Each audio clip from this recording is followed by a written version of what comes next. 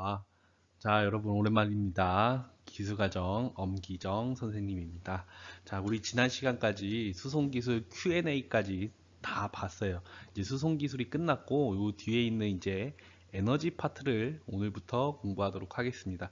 자, 여러분들 교과서로는 150페이지예요. 150페이지. 자, 150페이지 다 폈죠?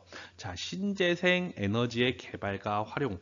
여러분들 신재생 에너지 많이 들어봤을 거예요. 뉴스나 신문이나 또 인터넷 기사도 많이 나오기 때문에 여러분들이 잘 알고 있을 거라 생각합니다. 자, 목차를 볼게요. 자, 신재생 에너지의 의미를 알아볼 거고, 두 번째, 신재생 에너지에는 어떤 것들이 있는지 종류를 알아보도록 하겠습니다. 자, 이번 시간에는 요 재생 에너지까지 할 거예요. 재생 에너지 종류가 엄청나게 많습니다. 여러분들 교과서를 153쪽 한번 펴볼까요? 153쪽.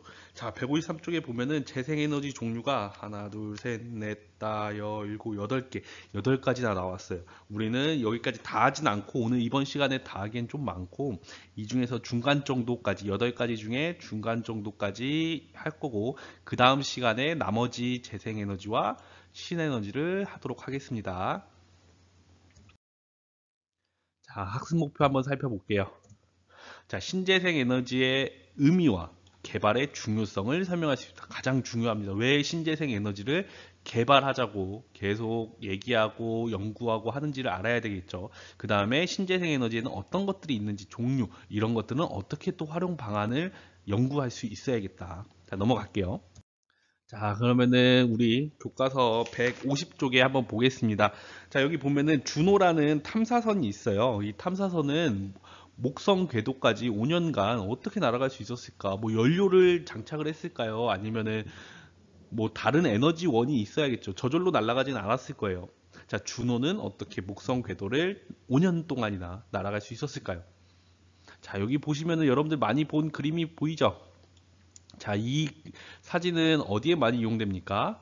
예, 맞아요. 바로 태양의 빛을 받아들이는 그 장치예요. 그래서 보면은 태양 전지를 이용해서 준호는 전지를 충전해서 에너지 걱정 없이 5년 동안 할 수 있었다. 태양의 에너지를 하나의 자기의 그 전기 에너지로 바꾸는 태양 전지를 설치한 판이에요, 판. 자, 넘어가겠습니다. 자, 이런 것도 있습니다. 충전하면서 달리는 자전거. 자, 자전거를 돌면서 이 페달을 구를 때 자전거가 충전이 되는 겁니다. 뒷바퀴에 전기 에너지로 저장해 두었다가 언제? 오르막길 갈 때. 왜 오르막길은 굉장히 힘이 들죠. 그래서 이런 자전거도 있다. 그러면 왜 석유나 화석 연료를 줄여야 할까요? 가장 첫 번째 이유가 뭐예요? 여기 물론 선생님이 누르면 답이 나오겠지만 가장 큰 첫 번째 이유, 여러분들이 생각하는 첫 번째 이유는 환경 오염이 될 수도 있겠죠. 환경 오염. 환경 오염. 자, CO2라고 하는 이산화탄소가 너무 많이 나와요. 석유나 화석 연료로 이 전기를 만들 때는 환경 오염, CO2나 이산화탄소 이것들이 뭐가 문제가 됩니까? 지구 온난화를 일으켜요. 자, 두 번째 이유는 뭐가 있을까요? 환경 오염 말고. 왜 신재생 에너지를 개발하고 써야 하는지. 자, 두 번째 이유는 자원 고갈이 있겠죠. 자원 고갈. 왜 석유나 화석 연료는 지구상에서 영원히 존재하는 게 아니 언젠가 시간이 지나면 떨어집니다. 그럼 그 떨어질 때 인간은 어떻게 할 겁니까? 미리미리 대체 에너지를 찾아서 사용하고 있어야겠죠. 그래서 요 신재생 에너지가 많이 뜨고 있습니다. 한번 볼게요. 자, 첫 번째 화석연료가 고갈. 화석연료가 고갈되어 있고 여기 보시면은 환경 오염 이렇게 되어 있습니다. 가장 큰 문제는 환경 오염과 자원 고갈 때문에 우리는 신재생 에너지를 써야 하고 연구해야 된다라는 뜻이에요. 넘어가겠습니다. 자, 그럼 신재생 에너지의 의미를 보겠습니다. 신재생 에너지는 같이 쓰지만 엄밀히 말하면은 두 개가 다른 에너지예요. 다른 에너지를 한꺼번에 부르다 보니까 신재생 에너지라고 합니다. 자, 여기에서 신은 이제 새로운 신이죠. 새로운 에너지. 그 다음에 재생 에너지는 재생이란 뜻 알죠? 여기서 말하는 재생은 끊어지지 않고 영원히 쓸 수 있다라는 에너지를 뜻하는 거예요. 자, 기존의 화석 연료를 재활용하여 그 다음에 재활용하여 얻은 에너지와 햇빛, 물, 지열이라고 하면 땅의 그 땅의 열을 얘기해요. 그 다음에 강수 등을 포함한 재생 가능한 에너지를 신재생 에너지라고 합니다.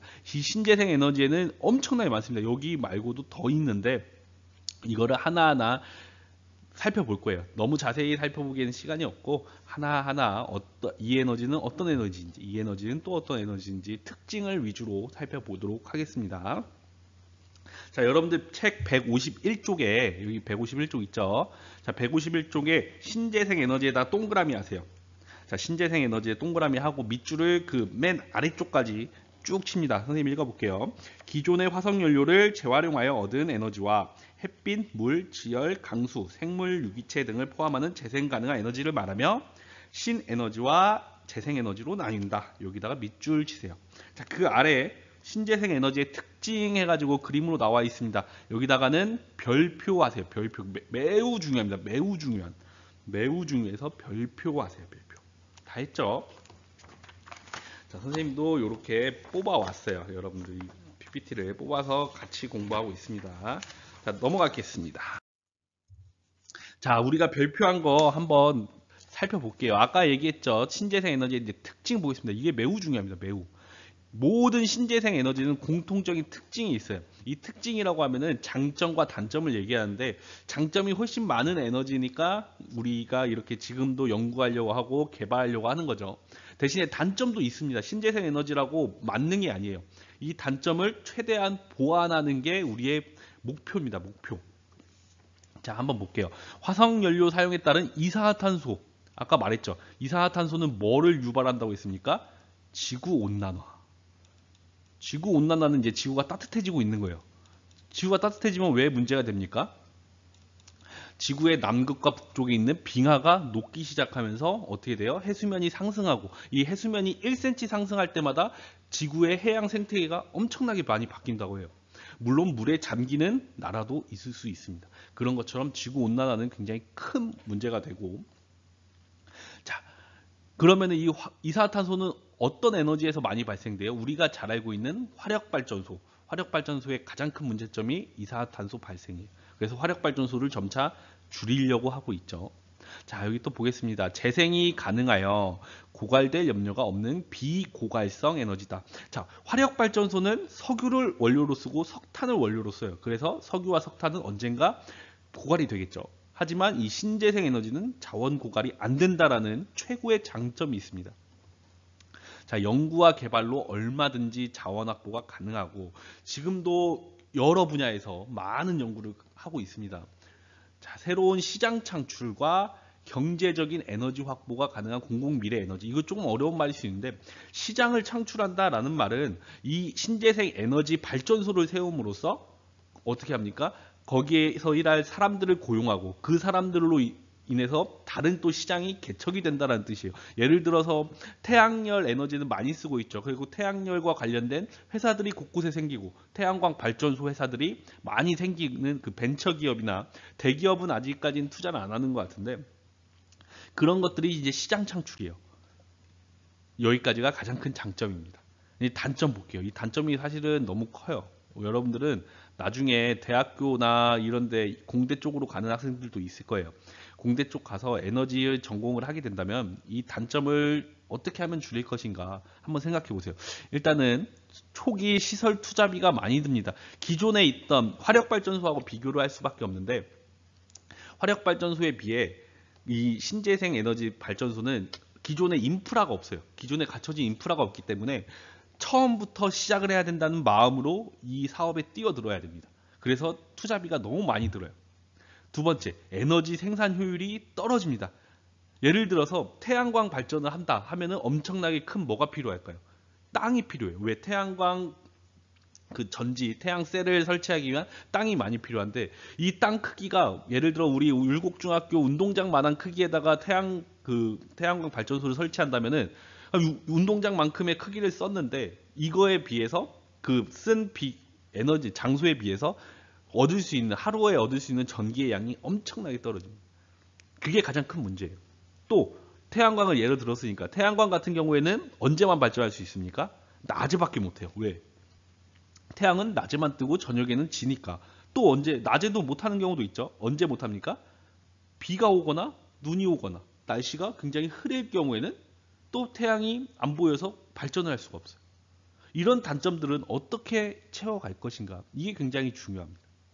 여러분들 그걸 한번 생각해 가면서 신재생 에너지에는 어떤 것들이 있는지 한번 잘 볼게요. 장점은 뭐고 단점은 뭔지 요게 가장 중요한 거라 한번 보겠습니다. 자, 가장 첫 번째 나왔네요. 해양 에너지가 나왔습니다. 해양이라고 하면은 이제 바닷가를 말하죠. 우리 강릉도 바닷가 근처에 있는 해양 도시예요. 자, 여기서는 어떤 에너지를 얻을 수 있냐? 조수, 파도, 해류 등에서 에너지를 얻는다. 다시 볼게요. 자, 조력발전소가 있고 파력발전소가 있고 조류발전소가 있습니다. 자, 조력발전부터 먼저 보겠습니다. 조력발전은 여기 나와 있듯이 밀물과 썰물의 수위 차이를 이용해요. 자, 선생님이 그림을 그려가면서 설명을 해야 되는데, 자, 밀물과 썰물 조수간만의 차이죠. 자, 조수간만의 차이는 왜 발생됩니까? 맞아요. 지구와 달이 서로 끌어들이려는 인력 때문에 이제 조수간만의 차이가 나는데, 이거는 이제 우리나라에 있습니다. 시화호 조력발전소가 있습니다. 우리나라에 있는 발전소고 실제로 있는 발전소고, 이 조력발전은 밀물이라고 하면 뭡니까? 바닷물이 하루에 한 번씩 들어오는 거. 엄청나게 많은 바닷물이 들어오고, 또 썰물은 바닷물이 쭉 빠져나가는 거. 이 하루에 한 번씩 일어나요. 이 바닷물이 들어오고 빠져나가는 힘을 이용해서 전기를 만드는 게 조력발전소입니다. 선생님이 이 지금 그림을 못 그려서 말로 설명이 잘 됐는지 모르겠어요. 자, 두 번째 보겠습니다. 파력발전소 볼게요. 파력은 파도의 힘이에요. 파도의 힘. 파도가 굉장히 높게 치는 지역이 있습니다. 한국에는 없어요. 한국에는 그래서 파력발전소가 아직은 없습니다. 자, 파도가 굉장히 높게 치는 요 올라갔다가 내려오는 요 낙차의 힘이나 또는 파도가 앞으로 세게 치는 운동 에너지의 힘을 전기로 바꾸는 게 바로 요 파력발전소입니다. 자, 그 다음에 조류발전소 볼게요. 조류는 물살의 세기예요. 우리 그 바닷가를 가면은 배를 타는 사람들은 뭐 봤을 수도 있어요. 바닷물이 잔잔할 때도 있지만 잔잔하지 않고 물살이 엄청나게 센 곳이 있습니다. 우리나라에도 이런 지역이 있어요. 여러분들이 다 알고 있을 겁니다. 자, 우리나라 지도를 이렇게 그려보면은, 자, 강릉은 여기에 있습니다. 여기 이제 서울이 있고, 자, 여기가 무슨 동해라고 하죠. 여기는 서해, 여기는 남해. 자, 그러면 이 조류발전소는 어디에 있을까요? 자, 동해, 서해, 남해 중에 어디에 있을까요? 자, 맞았습니다. 바로 남해에 있어요.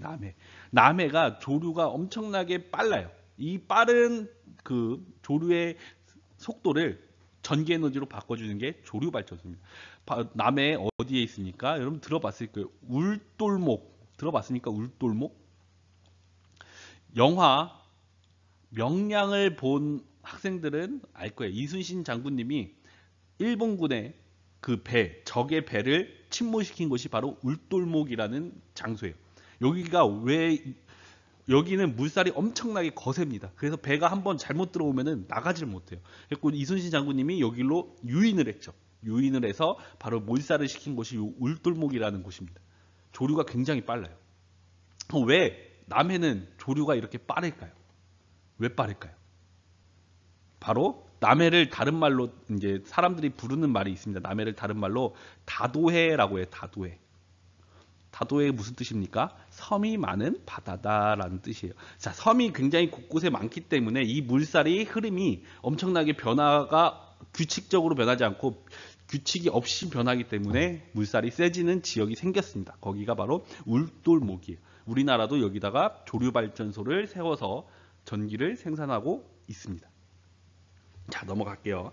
선생님이 장점, 단점을 얘기해야 되는데 단점 한번 얘기해 볼까요? 요 시와호 조력발전소 세울 때 엄청나게 많은 사람들이 반대를 했어요. 그 중에서 어디서 반대했을까요? 바로 환경단체에서 반대를 했어요. 왜? 환경오염을 많이 시킨다고 반대를 했습니다. 이 조력발전소가 엄청나게 커요. 이 위에 조력발전소 위에 도로가 있어서 차들이 이렇게 갈 수도 있을 정도로 엄청나게 큽니다. 여기 보이죠? 이 차들이 여기 지나가고 있을 정도로 엄청나게 큰 거예요. 이 바닷가에 이 큰 콘크리트를 이용한 건축물을 짓기 위해서는 이 해양 생태계가 파괴될 수밖에 없죠.